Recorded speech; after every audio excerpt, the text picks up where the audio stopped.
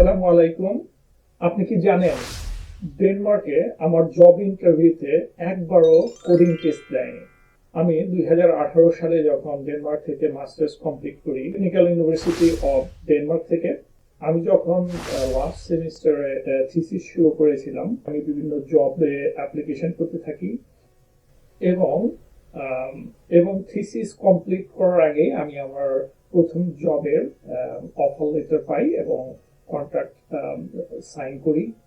আমার স্পষ্ট মনে আছে, আমি যে কয়েকটা ইন্টারভিউ দিয়েছিলাম তখন একটা ইন্টারভিউতেও কোনো কোডিং টেস্ট দেয় নাই, বরং যে 5টি স্কিল সেট তারা দেখতে চেয়েছিল তা হয়তো কোনো ইউনিভার্সিটিতে শেখায় না। স্পেশালি আমি যে ইউনিভার্সিটিগুলোতে পড়েছি বাংলাদেশ এবং ডেনমার্কে, আর এই 5টা স্কিলই আমার প্রথম জব ল্যান্ডিং করতে সাহায্য করেছে। মাস্টার্স কমপ্লিট করার পর আমি আমার আইটি ক্যারিয়ার শুরু করি। প্রথম জবটা ছিল একজন কনসালট্যান্ট হিসাবে নেট কোম্পানি, ডেনমার্কের একটা বড় কনসালটেন্সি ফার্ম। সেখানে আমার ক্যারিয়ার শুরু করি। তারপর জয়েন করি মাইলস্টোন সিস্টেম, যেটা ভিডিও সার্ভেলেন্স সফটওয়্যার তৈরি করে। ওয়ার্ল্ড ওয়াইড তাদের সফটওয়্যারের খ্যাতি আছে। সেখানে আমি এইচটিকে ডেভেলপমেন্ট টিমের সাথে কাজ করেছি কয়েক বছর। তারপর আমি জব অফার পাই ম্যাস ডেনমার্কে। সেখানে আমি সফটওয়্যার ইঞ্জিনিয়ার হিসেবে কর্মরত ছিলাম প্রায় 2 বছর। এখন আমি একটা কোম্পানিতে সিনিয়র সফটওয়্যার ইঞ্জিনিয়ার হিসেবে কর্মরত আছি। যাই হোক, আজ আমি শেয়ার করব 5টি স্কিল সেট যা আমার রিজুমেতে ছিল না, কিন্তু আমার প্রথম জব ল্যান্ডিং করতে খুবই খুবই হেল্প করেছে। আর ভিডিওটা শেষ পর্যন্ত দেখুন, কারণ 5 নাম্বার স্কিলটা এতই গুরুত্বপূর্ণ যে এটা না থাকলে ইউরোপে, বিশেষ করে ডেনমার্কে টিকে থাকাই কঠিন। স্কিল নাম্বার 1, একটা আইডিয়াকে সিম্পল ভাবে বলা বা এক্সপ্লেইন করা বা কাউকে বোঝানো। হতে পারে একজন নন টেকনিক্যাল পার্সনকে আপনি আপনার আইডিয়াটাকে কিভাবে বুঝাবেন, এই যে আপনার কমিউনিকেশন স্কিলটা, এটা খুব ইম্পর্টেন্ট। যেমন একটা প্রশ্ন হতে পারে, তুমি কিভাবে তোমার দাদি বা নানিকে ফেসবুক ইউজ করতে হয় সেটাকে এক্সপ্লেন করবা। সো এই ধরনের কিছু প্রশ্নের মাধ্যমে আপনার কমিউনিকেশন স্কিলটা দেখতে চায়, আপনি কিভাবে ক্লিয়ারলি কমিউনিকেট করতে পারেন। এটা আসলে আপনার ইংরেজি বা ভাষাগত দিকটা টেস্ট করে না। এই ধরনের প্রশ্ন দ্বারা আপনার চিন্তা শক্তি, আপনি কত ক্লিয়ারলি চিন্তা করতে পারেন সেটা টেস্ট করতে চান। এই স্কিলটা আয়ত্ত করার জন্য আপনি কিছু প্র্যাকটিস করতে পারেন। যেমন একটা প্রজেক্ট আইডিয়া একজন নন টেকনিক্যাল মানুষকে 30 সেকেন্ডে বোঝান, দেখুন আপনি পারেন কিনা। এভাবে আপনি প্র্যাকটিস করতে থাকুন। টেকনিক্যাল জার্গন বাদ দিন, যেগুলো নন টেকনিক্যাল মানুষ বুঝবে না, এগুলো অ্যাভয়েড করুন এবং তাকে সিম্পল ভাষার মাধ্যমে বোঝানোর চেষ্টা করুন এবং সে যেন রিলেট করতে পারে এইরকম উদাহরণ দিন। যেমন, আমি একটা সিস্টেম বানিয়েছি, এইরকম না বলে আপনি বলতে পারেন, আমি এমন কিছু বানিয়েছি যেটা মানুষের এই সমস্যাটা সলভ করতে পারে। এটাই আপনার একটা বড় অস্ত্র হবে। Skill number 2, problem solving. মনে রাখবেন, এটা কিন্তু কোডিং নয়। বাংলাদেশে আমরা শিখি তাড়াতাড়ি কোড লিখে ফেলো, তাড়াতাড়ি সলিউশন বের করো, খুব তাড়াহুড়ো, এরকম রাইট। কিন্তু ইউরোপে বা ডেনমার্কে আমার প্রায় প্রত্যেকটা ইন্টারভিউতে আমি নোটিস করেছি বা খেয়াল করেছি যে তারা দেখতে চায় আপনি কিভাবে প্রবলেমটা অ্যাপ্রোচ করেন, রাইট। প্রথমে আপনাকে হয়তো যে প্রবলেমটা দিবে সেটার ভিতর কিছু অস্পষ্টতা রেখে দিবে ইন্টেনশনালি।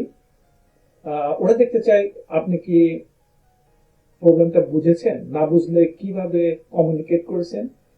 যেমন কোনো অ্যাজাম্পশন যদি আপনি মেক করেন, আপনাকে ক্লিয়ারলি বলতে হবে যে আমি এইভাবে বুঝেছি, আমি এই এই অ্যাজাম্পশন গুলো মেক করেছি, এটা কি তুমি অ্যাগ্রি করো নাকি।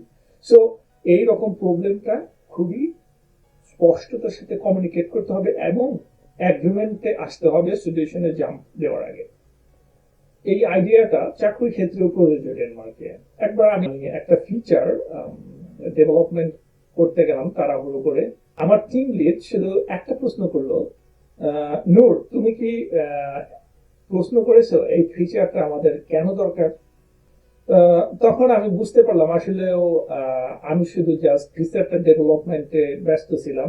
রিয়েলি প্রবলেমটা কি, আসলে এর সলিউশনটা কতটুকু গুরুত্বপূর্ণ, এটা আমি গভীরভাবে চিন্তা করিনি। যে কোনো টাস্ক যদি পান, কয়েকটি প্রশ্ন দিয়ে শুরু করতে পারেন।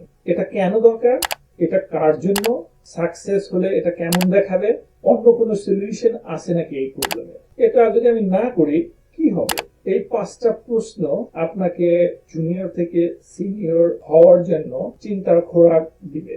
Skill number 3, cultural intelligence. এটা শুধু ভাষা না, এটা একটা মাইন্ড। ডেনমার্কের প্রথম দিকে আমি আমার এক টিচারকে যখন স্যার বলে সম্বোধন করলাম, তিনি হেসে ফেলেছিলেন।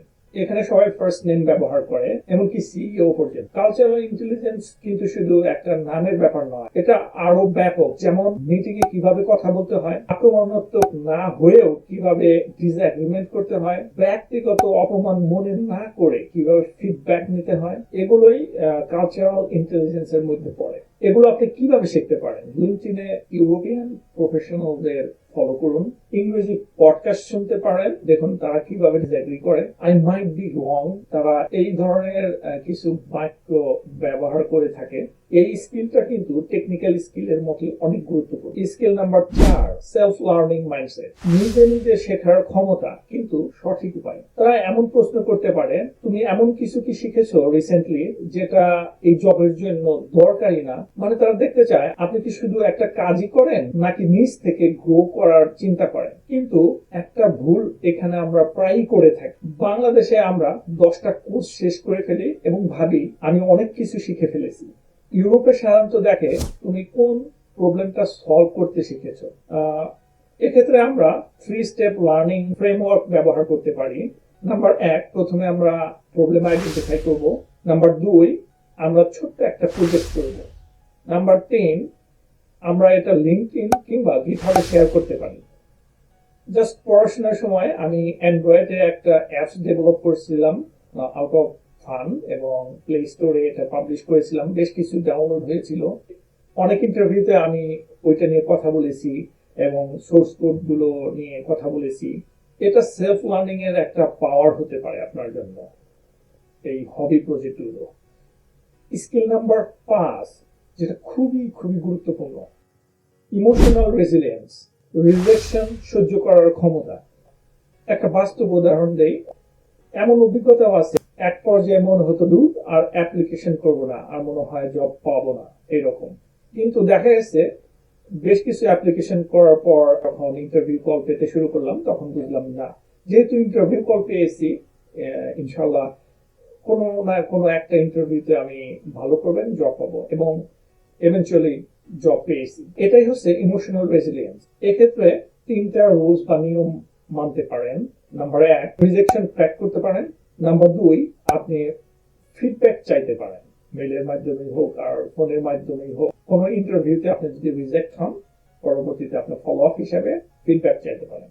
নাম্বার 3, ছোট ছোট অগ্রগতি সেলিব্রেট করুন। আপনি যদি কোনো একটা মাইলস্টোন অ্যাচিভ করেন, সেটাকে সেলিব্রেট করুন। ডেনমার্ক বা ইউরোপে চাকরি পাওয়া ম্যারাথন, নট স্প্রিন্ট। সো দ্রুত রিক্যাপ, আমরা কি নিয়ে কথা বললাম? নাম্বার 1, কমপ্লেক্স আইডিয়া সিম্পল করে বলা। নাম্বার 2, প্রবলেম বোঝা সলিউশন বের করার আগে বা সলভ করার আগে। Number 3, cultural intelligence. Number 4, project based self learning. Number 5, emotional resilience. আজ থেকেই শুরু করুন। আজকেই আপনি একজন নন টেকনিক্যাল ব্যক্তিকে আপনার প্রজেক্ট 30 সেকেন্ডে বোঝানোর চেষ্টা করুন। এক সপ্তাহে আপনি একটা ছোট প্রজেক্ট বানান এবং তা লিঙ্কডইন কিংবা গিটহাবে শেয়ার করুন। 1 মাসে 5টা ইউরোপিয়ান কোম্পানিতে অ্যাপ্লাই করুন। মনে রাখবেন, আমি যদি অগণিতবার রিজেক্ট হয়েও জব ল্যান্ড করতে পারি, ইনশাল্লাহ আপনিও পারবেন। এবার আপনার পালা। এই 5টা স্কিলের মধ্যে আপনার কাছে সবচেয়ে চ্যালেঞ্জিং কোনটা, কমেন্ট করে জানান। আমি প্রতিটা কমেন্ট পড়ি এবং উত্তর দেওয়ার চেষ্টা করি। এই ভিডিওটা লাইক করুন যাতে আরো বাংলাদেশি ডেভেলপাররা এগিয়ে আসতে পারে। নতুন নতুন ভিডিও পেতে হলে সাবস্ক্রাইব করুন। মনে রাখবেন, টেকনিক্যাল স্কিল ইন্টারভিউতে নিয়ে যায়, কিন্তু এই 5টি স্কিল আপনাকে চাকরি ল্যান্ড করতে সাহায্য করে। আল্লাহ হাফেজ, সবাই ভালো থাকবেন। Bye bye.